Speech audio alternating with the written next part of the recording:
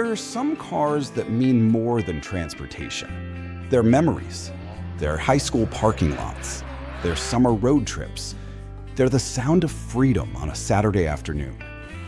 For millions of Americans, cars like the Ford Bronco, the Datsun 240Z, and even the humble Toyota AE86 became part of their lives.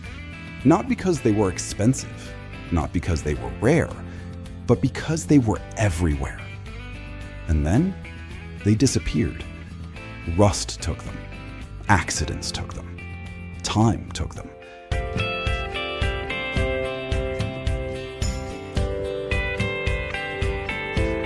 Today, many of these cars have become so rare that finding a clean example can feel like searching for a dinosaur fossil. But something extraordinary is happening. More than 7,000 miles away from Detroit, in a factory most Americans have never heard of, workers are building them again. Not restoring them, not repairing them, building them. Panel by panel, piece by piece.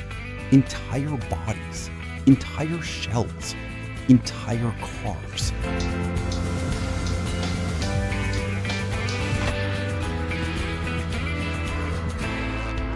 And they're doing it in China.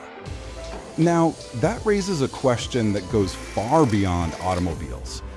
If America's favorite classic cars are being saved by Chinese factories, what does that say about the future of manufacturing?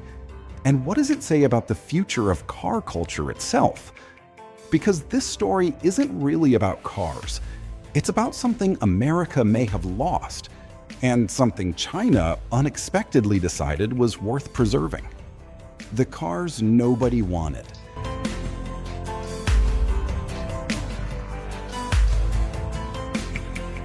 It's hard to believe today, but there was a time when nobody cared about these cars.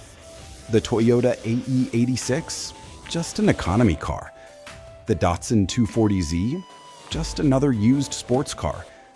The first generation Bronco, just an old truck.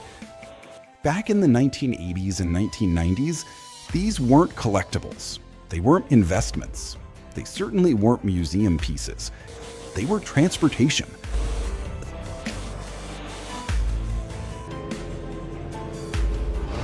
Thousands were abandoned, thousands were modified, thousands were crushed, and many were simply left outside to slowly dissolve into rust. If someone told a Bronco owner in 1985 that one day their truck would be worth six figures, they probably would have laughed. If someone told an AE86 owner that enthusiasts around the world would fight over clean examples, they would have thought you were crazy.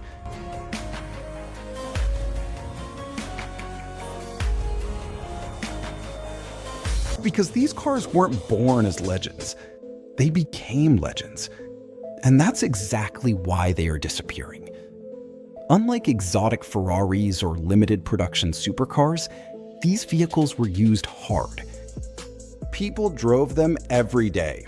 They hauled tools, they commuted to work, they carried kids to school. They were never intended to survive for half a century. Yet somehow, they became symbols of something deeper, a time when cars felt mechanical, simple, honest, easy to fix, easy to understand.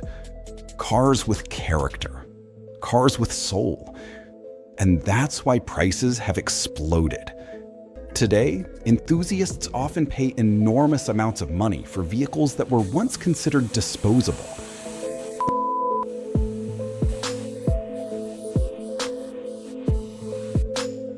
But money isn't even the biggest problem anymore. Availability is.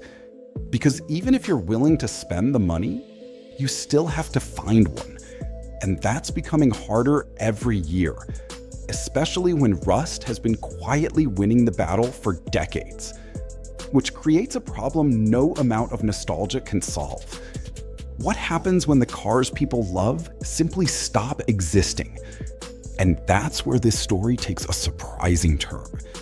Because while enthusiasts in America were watching these cars disappear, someone on the other side of the world was asking a very different question. What if we could build them again?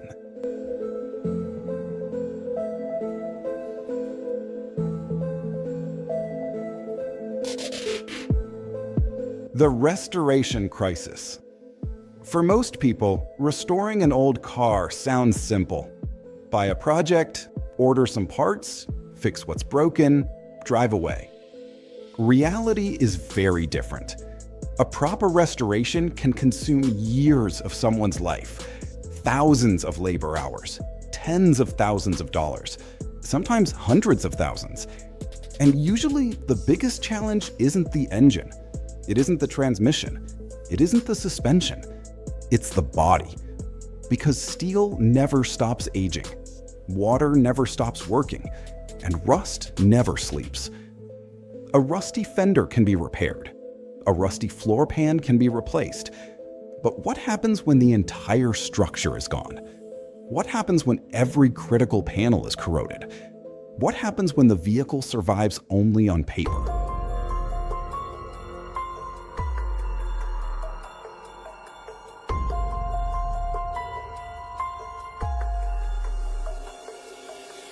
For decades, enthusiasts had only two options: spend a fortune rebuilding what remained, or watch another classic disappear forever. The problem became even worse because manufacturers moved on. Ford moved on, Toyota moved on, Nissan moved on. The cars that enthusiasts loved no longer made business sense. Why spend millions producing parts for vehicles that left showrooms 40 years ago? So they didn't. And a huge gap opened in the market. A gap that grew larger every year. A gap filled with frustrated restorers, body shops searching for impossible to find panels, collectors desperately hunting donor vehicles, and enthusiasts watching prices climb higher and higher. Then something unexpected happened. A company in China looked at this problem differently. Instead of asking, how do we repair these cars? They asked, what if we simply recreated them?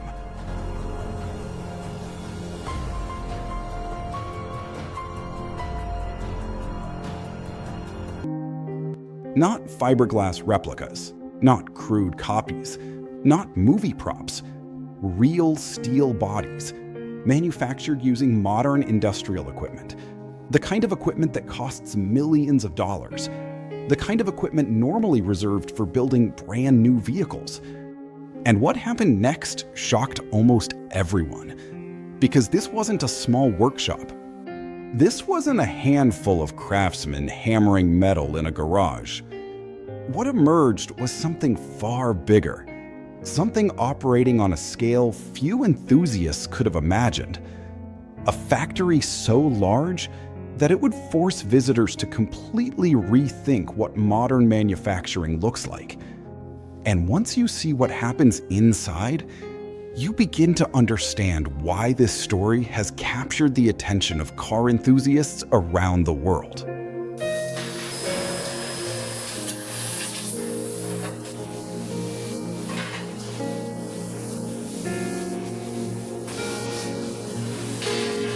Inside the factory nobody expected. Most Americans still picture Chinese manufacturing the same way they did 20 years ago. Cheap labor, cheap products, crowded factories, endless assembly lines. But the reality inside this facility is something entirely different. The first thing visitors notice isn't the machinery, it's the scale. The place feels endless. Building after building. Rows of CNC machines, massive presses, robotic cutting systems, thousands upon thousands of steel components organized with military precision.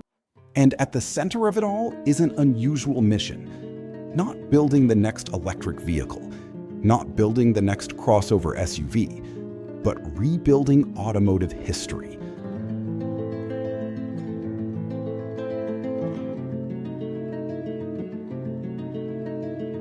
The process starts with something surprisingly simple: an original car. Engineers take apart an untouched vehicle piece by piece. Every panel, every bracket, every reinforcement, every curve, everything is scanned into a digital 3D model. From there, specialized teams begin creating stamping dies. These are the giant steel molds used to shape sheet metal, and this is where the scale becomes almost unbelievable. Some dies take weeks to complete. Some weigh hundreds of pounds. Some require dozens of hours of CNC machining before workers spend additional hours polishing surfaces by hand. A single vehicle may require more than 300 individual dies.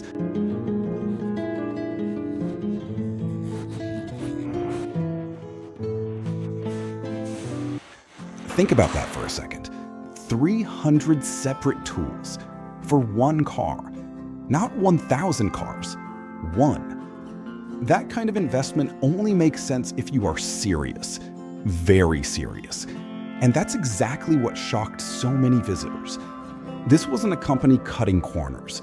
This wasn't a company creating fake collector cars.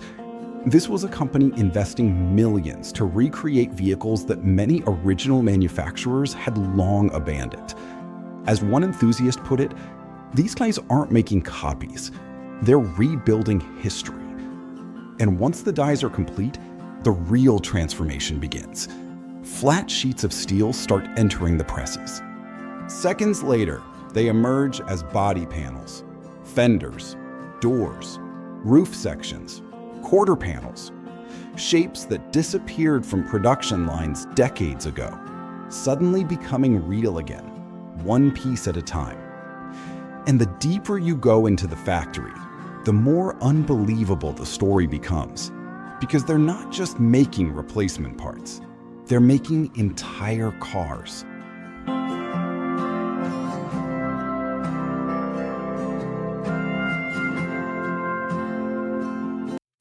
Building an entire car from scratch. Imagine walking into a warehouse and seeing rows of brand new 240Z roofs, stacks of AE86 quarter panels, fresh Bronco body shells waiting to be assembled. It's almost surreal, like stepping into an alternate timeline, a world where classic cars never stopped being produced. Every stamped panel moves through multiple stages: cutting, trimming, coating, electroplating, priming, assembly. One of the most fascinating details is that many of these bodies actually receive better corrosion protection than the originals ever had. Back when these cars were first built, rust protection standards were nowhere near today's levels.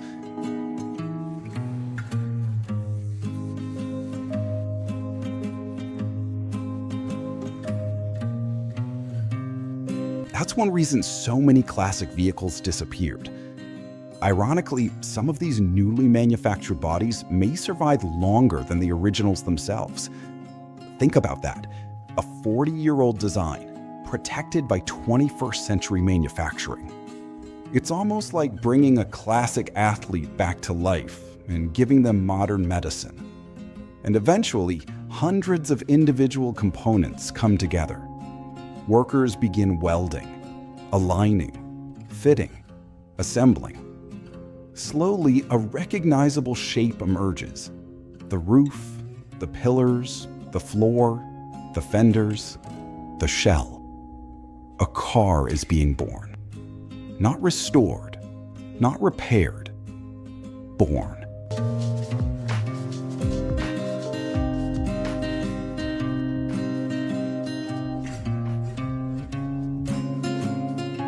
For many enthusiasts, seeing this process triggers something emotional. Because these aren't just pieces of steel. They're memories, posters on bedroom walls, dream cars from childhood, machines that represented freedom. And now those machines are getting a second chance. But not everyone sees it that way. Because as these bodies become more complete, an uncomfortable question begins to appear. What exactly are we looking at? A restoration or a reproduction? And where is the line between the two?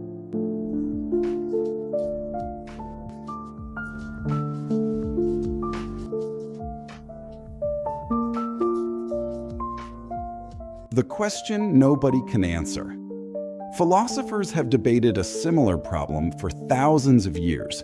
It's called the ship of Theseus. If every board on a ship is replaced over time, is it still the same ship?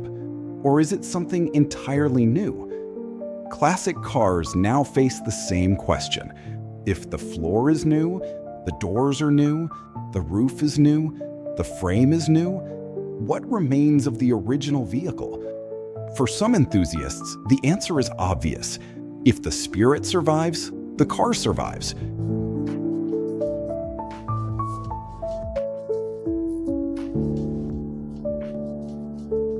Others strongly disagree. They argue that originality matters, history matters, authenticity matters, and neither side is completely wrong. That's why these vehicles spark such passionate debates. But here's the reality. The market appears to be making its own decision. People are buying them. Restorers are using them. Builders are requesting more models. Demand keeps growing. And perhaps that reveals something important.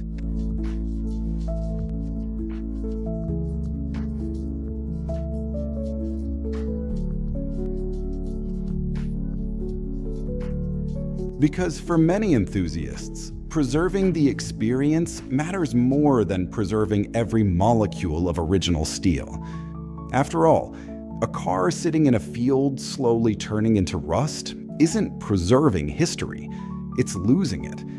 And that realization may explain why so many Americans are surprisingly supportive of what this factory is doing.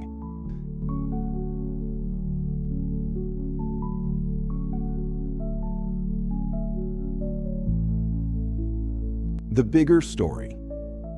At first glance, this story looks like it's about cars, but it really isn't. It's about preservation. It's about craftsmanship. It's about manufacturing. And it's about something millions of people feel has quietly disappeared. For decades, America built things. Cars, machines, factories, entire industries.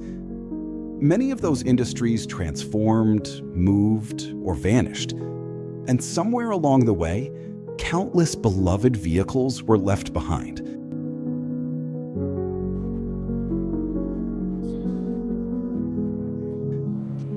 What makes this story so fascinating is not that China is building classic cars. It's that someone decided they were worth saving. While much of the world focuses on the next generation of technology, someone invested enormous resources into preserving the previous one. And whether you love that idea or hate it, it's difficult not to admire the ambition.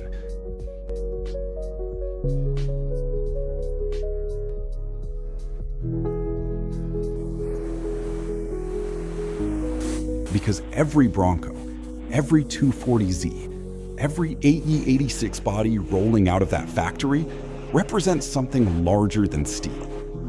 It represents a belief that great machines deserve a second life.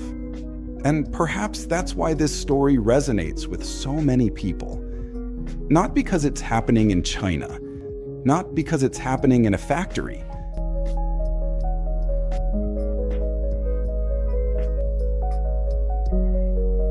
but because it reminds us of something deeply human, the desire to preserve the things we love before they're gone forever.